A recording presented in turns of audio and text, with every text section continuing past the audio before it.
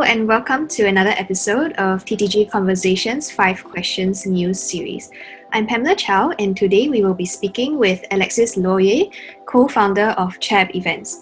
Now, Chab Events is an incentive travel and event management agency, and it will be organizing the Asia Pacific MedTech Virtual Forum on the 24th of September, one of Singapore's 2 pilot events in the COVID world. And Alexis here has helped to big brand events such as Bulgari, Cartier and Nestle, and he also helps communities like underprivileged young Cambodians as a board member of hospitality school charity Sadabai. Today, we will discuss how events of the future will look like for Asia and how they might compare to events from the days before. So Alexis, as the organizer of one of Singapore's 2 pilot events, what old elements in previous physical events do you foresee will have to be phased out in the new normal? Hey Pamela, thank you for asking the question and thank you for having me today. There's a few things probably that are going to need to be phased out, but there's also a few things that we might want to retain. In the new normal, even though I like to call it the new abnormal rather than that, because hopefully the new normal will be normal again at some point. We have to go with a lot more safe distancing. We have to put a lot more safety management measures in place. Singapore, here with the Singapore Tourism Board, have released some interesting guidelines to help event organizers of conferences and MICE to deploy and work back on their projects in a safe way. And a big part of it is to wear masks at all time, and also to limit as much as possible the social interaction. That means in most of your event projects, you will need to phase out the traditional networking, the traditional dinners, food, buffet that we used to love, so that we can talk to each other as a delegate, as a conference. That's probably one big one, because most people coming to conferences and events come there also for socializing on top of the content. You can have an amazing content, and we're organizing the APAC Med Virtual Forum 2020 next week. And same, we have about 120 presenters and speakers with global CEOs. So people come for the content, but in a lot of conferences, whether they're online or offline events, people stay for the social interactions, for the networking, for the relationship they create. So that's one of the things that's probably going to have to be phased out, at least until a new solution is found somewhere, let's say, hopefully by April next year. But nobody has a crystal ball, so we don't have to, we don't know. Another one of the things, hopefully will resume soon, is wearing masks. So right now, everyone has to wear a mask at the moment. If you're running events in Singapore, the safe distancing guideline also, you have to wear a mask on stage, which is sometimes a bit tricky for a presenter. It creates obviously technical challenges for the sound, because the voice can get a little bit more muffled. So event organizers have to adapt to that. And also, I think when you deliver a speech, a big part of it is actually the facial expression. That's why, as an event organizer, we do live streaming and live feed, and we put this big screen on the side of the presenter with their portrait in real large image. Once you take out that facial expression, or at least the bottom of it, that's also an interesting challenge, because what might come as a joke when a presenter is smiling might not sound a joke anymore with a mask on his face. So also interesting challenge in terms of storytelling, in terms of delivering content as presenters to address in this new normal, at least for a while, is we're going to have to do presentation masked on stage, for example. I think the third one, which is not something that needs to be phased out, but probably phased in, is a lot more stronger technical tests and presenter management when we do events, and stakeholder management as a whole much earlier. Before, when we could meet physically, you could get easily a few more presenters in the room, and you can get that just before their speech, 5 to 10 minutes at a conference, because this is your own equipment as an event organizer. So all your tech team is there, you know everything's working because you've done rehearsal, you've done technical tests. Now you need to do technical tests individually per presenter, because their webcam might not be up to the standards. They might be in a place with a poor internet connection in a remote area. They might just use their laptop on a Wi-Fi connection and not plugged in on directly a wired internet to get it more stable. So all of that contributes to more technicality. Their tool they need to connect for the conference might not be usable, or it doesn't work on the laptop. It might be blocked by the IT departments. So you get all these things like that. So you actually create a lot more work for event organizer pre-event compared to what you used to. We've been running 3 to 4 large virtual conference, and so one of them is APAC next week, and with 120 presenters that also are all across the time zone, US, Europe, and Asia. Now you're working with recordings from 7 a.m. all the way till midnight, and set for tech briefing. And instead of doing a few tech briefings the morning of the conference, you'd have to do 120 tech briefings all at the time the presenters need to. So that's the few challenges that's going to be there. Yes. So considering all of these challenges and also, new things coming in and old things going out, in general, how do you envision, hybrid events for Asia will move forward? Will there be greater speed bumps along the way? Yes, hybrid event is most likely the way forward, or some kind of the way forward. I think probably I share the opinion of a lot of people in the industry, but events not going to go away, and the physical events, there's a really strong attraction to meeting your peers. Incentive travel is not going to go away. If you're going to replace your 5-day trip to Bali to reward your 100 best sales by a 2-hour Zoom conference, even if you send them a really nice treat by the post office with presents and food and drinks, I think your sales guy would still want to go back to Bali after. So whenever that's possible, those incentive travel will come back, and same for the conference and for the social events. So hybrid event is going to stay, but in a form where it enables more audience to attend a particular event that they might not have been able to attend before. If we take the APEC Med Forum we do next week, there used to be 1,000 people coming physically to the event. Now, obviously, it's restricted. We can't have anyone flying in, but having an online format, and so a hybrid format, maybe next year, it's going to allow a certain amount of the audience that would not have been able to afford to travel for 4 days to Singapore, take a flight, book an hotel, or even just literally leave 4 days of work. So you can attract a different tiers of audience.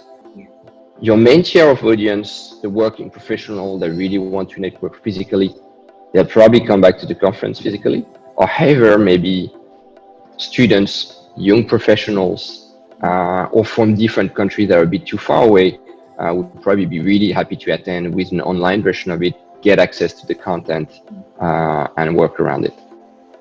So that part is interesting. The other interesting part is also with, I would say, the luxury sector. So all the luxury sector is interesting because you have different tiers of clients, and you might want, or normally you might have invited your first tier of client for this new collection launch of high jewelry or fashion, all this private viewing. Now you're going to be able to still invite physically moving forward in the next maybe 6 months, 8 months, let's be optimistic, with your collection launch physically again with some of your best clients. But your third tier of clients, for example, that is abroad, that might not be the best clients, you're going to be able to offer them still an interesting experience. So instead of offering nothing and not inviting them, you might be able to invite them to the virtual fashion show, the virtual collection launch, and still treat them in a way, sending them maybe food catered by a Michelin star chef from their country with a nice bottle of champagne, some presents, maybe some kind of way to access this physical event digitally, not just from their laptop, but maybe finding a way that we bring it to their home in a certain sense, but obviously at a lower cost than it would be for someone traveling physically. So again, so not only applicable to conferences, but I think it's going to impact the event at every level, and especially experiential marketing. Yeah. We're seeing live stream left, right, and center at the moment. All the luxury brands are getting into live stream. It's the whole craze in China. I think the market already in China is $66 billion of sales being done on live stream online just for 2019. 2020, we don't have the number, but it's probably going to ramp up massively. So brands are investing heavily into being able to live stream from their stores. They're training their sales advisors. So we're going to see a lot more of that, whether it's fully virtual, even moving forward in the next few months after we're able to meet safely again, or in a virtual hybrid format. So we're seeing a lot of new capabilities and opportunities coming up because of this one virtual platform. Correct. To be honest, the technologies are not new. Live streaming been here for a long time. Broadcast is as old as the TV, right? However, what has changed is now clients, stakeholders, brands had to be trained to it because they had no choice. In the last 6 months, if you wanted to reach out to your client, you had to go digital. Before that, they had done things that they've done for many years, for 10, 15, 20 years, and they were happy with it. And when you reach out, say, hey, why don't we do something online? Why don't we do a virtual event? People will be like, okay, but the ROI, I'm not sure. We never done it before. Technology is complicated. We'll stick to what we do and what we know. Now everybody's been trained. Everybody's comfortable with the camera. People know also the challenge of that camera and the technical aspect of the internet and things like that. So that means it's an additional capability in the range of any marketers and any event organizers moving forward that people are comfortable using. So interesting you talk about what people are now more comfortable using. So pulling from your experience organizing APAC MedTech, what are some new demands that clients are starting to push for and will be pushing for hybrid events? I'm not entirely sure it's new demands. I would say it's all demands that you need to transfer into the online sector. Until 6 months ago, if you were going to do a virtual event, you would do a webinar. So you have an audience online. Maybe you ask a few poll questions or surveys so that there's a little bit more interaction between the presenter and the audience. But that was about it. Now you need to bring the whole networking that I was speaking earlier into the virtual event sector. So they are demanding of tools of how to do that and how to do that in a conducive and efficient way. If you're just going to push me profile, maybe not so interesting. So you got a lot of different platforms now. Everyone's brainstorming about it. Every single platform that is addressing virtual or hybrid event is trying to find a way to crack that code of networking and making interesting and entertaining again so that people actually use it. There is Bremo platform where basically you can hop from table to table and basically just do like kind of a blind hopping and see who's at that table and start a conversation. There is also platforms that use artificial intelligence to matchmake you with people, and you can access the entire directory of the delegates. So this is one of the things which is really key for virtual events to stay for the long term, to get a better return over investment when you're doing a project. Probably one of the other demand, obviously video on demand is one. Having the content accessible after the conference is obviously a huge plus coming from virtual and hybrid events. Probably last one, I think, is what can we do with this virtual format? What extra capabilities does the technology bring? Can we bring augmented reality in the home of everyone? Can we reach out to multiple speakers? So one of the things we see here is a logistical interesting situation where now we have presenters all across the planet, people that you might never be able to bring to your virtual event as a presenter, as a keynote speaker, or if we're talking about the luxury event, bringing the head of the collection that sits in Milan or Paris and have her just for 2 hours at that particular event. So now you're able to do that. But with that, and with also client sitting at home, comes a different set of logistical challenges of sending a care package to 10 or 15 countries around with different customs and regulations and permits you need to get. Also working on your time zone with the presenter to delivering a high quality content because they're not going to buy a camera for just 1-2 hour speech every few months.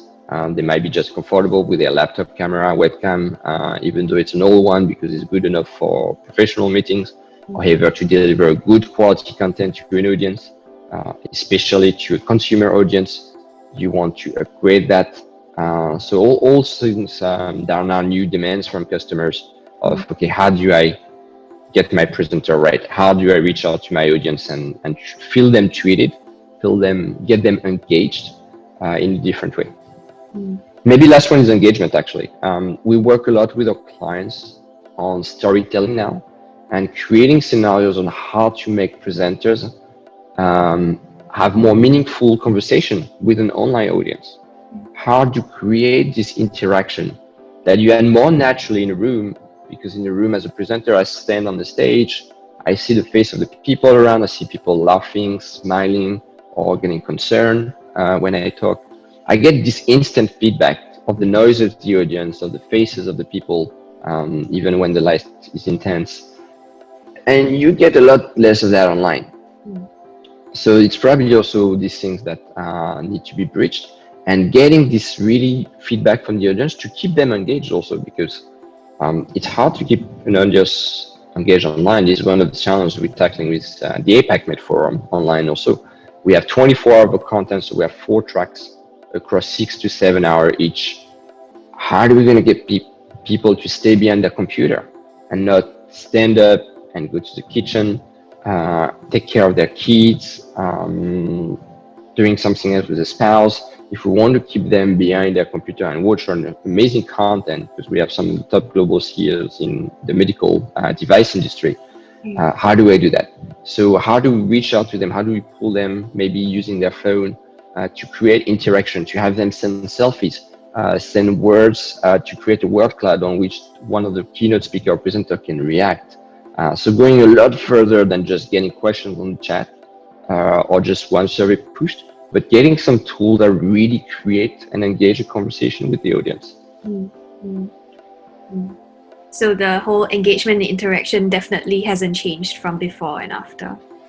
Yes, I say actually there's more work to do in advance on it. Because before, your presenter has been standing on a stage for many years, and this interaction didn't felt it was needed so much. You had your presentation. There's people that are great presenters, great speakers. Some people are less good at it, but they might have very interesting content. And because you were still sitting in a room and you have the environment, you're seeing your peers around you, you're seeing the stage, you're seeing the decoration, and you're there, which means you have 0 hours of distraction. You can't get up and walk to your kitchen when you're sitting in the middle of an audience at the fashion show or at a conference. It's a lot more embarrassing to just walk in the middle of the aisle, stand up and walk away. Most people don't do that. People stay there until at least the end of that particular presentation or at least the end of the show, things like this, because they don't want to interrupt. Now, when you're behind your computer, nobody's looking at you, nobody's hearing you. It's a lot more easier to get distracted. There's tons of things if you're sitting at your home. There's tons of things around you that you might need to do also. So very, very different setup, and that's why the interaction hasn't changed, but it's actually even more needed than on a physical event. That's right. Yeah. So as you said before, all these new formats and innovations actually are not that new. They've been around. It's just that, companies might not have adopted them before. A huge reason is because of cost. So now with this cost actually being unavoidable, how profitable can hybrid events really be? And, what can event companies do to reposition and survive? To be honest, I think it might not be the right question in terms of, or at least how profitable an event can be in virtual format. It has to be as profitable as a previous event.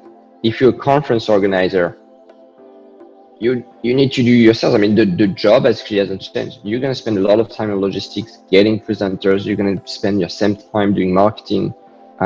So you need to find ways, obviously, to get a similar revenue. You need to engage sponsors in the same way and get sponsors to be able to support the conference, because that's the heart of war. If you an event company doing B2C event or working with corporate directly doing the internal tunnel and kickoff or the experiential marketing bit, again, this hasn't changed. Also, you have to charge for your work, and to be honest, what we've seen, I would tend to say we have as much work to organize a virtual event, at least the complex one, the one that are large scale, that if we had done the same format with the same number of people physically. So at the end of the day, the compensation with clients should be in a similar level. The overall budget might be smaller because obviously you don't need to hire a lot of heavy sound lights. There's no catering. There's less of a venue rental, but you need to build a platform. So that kind of compensates. Usually is pretty much as much cost to build a dedicated platform. I'm talking for more complex virtual event projects. The simple one with Zoom or Microsoft Teams are a little more straightforward. But the moment you start to want to re-emulate what you were getting from a nice physical event with networking, with interaction, with storytelling, with great content, then you start to be in price ranges that might not be similar to a physical event. Maybe the overall budget might be 5 times smaller, 3 times smaller, but there's still a certain budget to be here. And clients also have to understand that. I think it took a few months, but clients are getting there. Clients are now investing on their virtual events. 6 months ago, everyone was wondering what were they going to do with their marketing, what were they going to do with their content to be delivered. And so everyone has to start by baby steps. Started with Zoom, Hangout, Google, Microsoft Teams, and then people discovered there was more to do online than just doing a video conference one-to-one, which is great conversation. But again, you want to bring more interactions, more interactivity into it. And so at the end of the day, I think companies have to focus more on content also. As an event organizers, we thought that we ramped up massively all the content production, graphic design, video production, edits, all of that. So this is a big change. We used to have a lot more people focusing on the sourcing and the management of physical suppliers, managing the photographers and the videographer, managing the AV, managing the caterer and all that things. Yeah. Now we see that we need more, at least at Chab Event, we need a lot more senior people that are really good project manager, but we have a lot less supplier underneath. However, we have a lot more client management and a lot more content creation that the client are requesting. Okay, sounds good actually. The new formats coming up. So, now with several other countries reopening their domestic events, how can a smaller destination with strict closed borders and limited domestic markets, a country like Singapore, how can it restart its events economy? That's the $1 million question. How can we restart the economy? How can we do events? How, as an event organizer, can we go back doing our job? Some got lucky to have been able to pivot very quickly to virtual events. We were lucky with Chab Event. We've been doing online and virtual environments since, I think, 2016. So we've been doing augmented reality for a while. We've been doing live streaming, live feeds for many years. So the team were not entirely comfortable. We had to teach people how to use HTML, so a lot of the web technologies, discover a lot of new platforms and tools. So there was a lot of work on the ground, but at least we were able to take that direction faster and bring the whole team on board, rather than just the few experts that we have and leave the rest of the team behind. So For smaller destination like Singapore, I think there's no miracle. The number one thing is if we manage to get control of the pandemics, and as Singapore doing a really great job now, go down to 0 case or close to an average of 1 case per day in the community, and then hopefully down to 0 very soon. That should help ease a few of the restrictions so that some of the events, some of the happenings can come back. STB is also doing a great job trying to put together safe management guidelines so that larger scale event can also happen within a certain framework.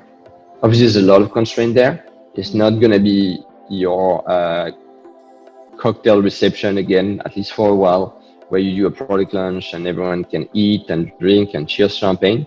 Yeah. We're talking about more constraint here with having subset group of smaller amount of people with masks at all time and things like this. But hopefully the number one thing for a country is to really be in control of the pandemic so that they can ease some of the restriction. Now, I guess the second one is also being able to be proactive, and I think Singapore is,